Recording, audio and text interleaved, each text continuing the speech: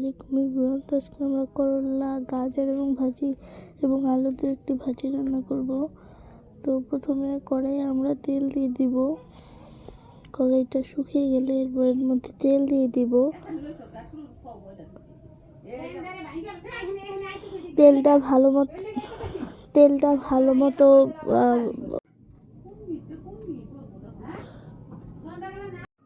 ভালো মতো হয়ে গেলে এর মধ্যে পেঁয়াজ কুচি এবং মরিচ কুচি দিয়ে দিব।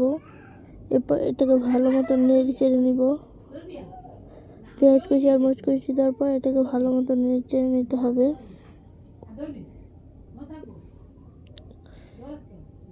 এটাকে ভালো মতো নেড়ে চেড়ে আগে মিশিয়ে সিদ্ধ করে নিতে হবে আমাদেরকে। এটা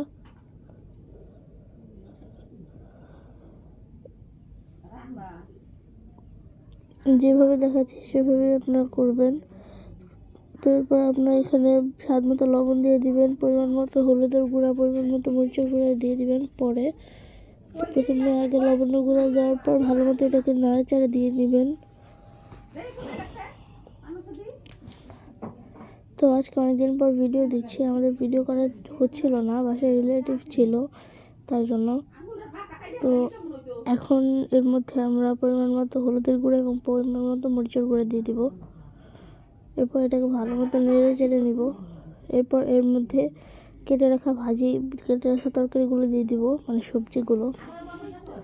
এরপর এটাকে ভালো মতো নেড়ে চেড়ে এটার সাথে মিশিয়ে নিব।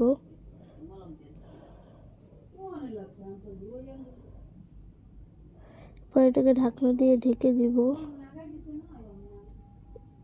5 মিনিটের মতো। 5 মিনিট পর ঢাকনা উঠিয়ে দেখবো এরকম হয়ে গেছে। তো তারপর এটাকে আবার একটা নাড়াচাড়া দিয়ে নিব।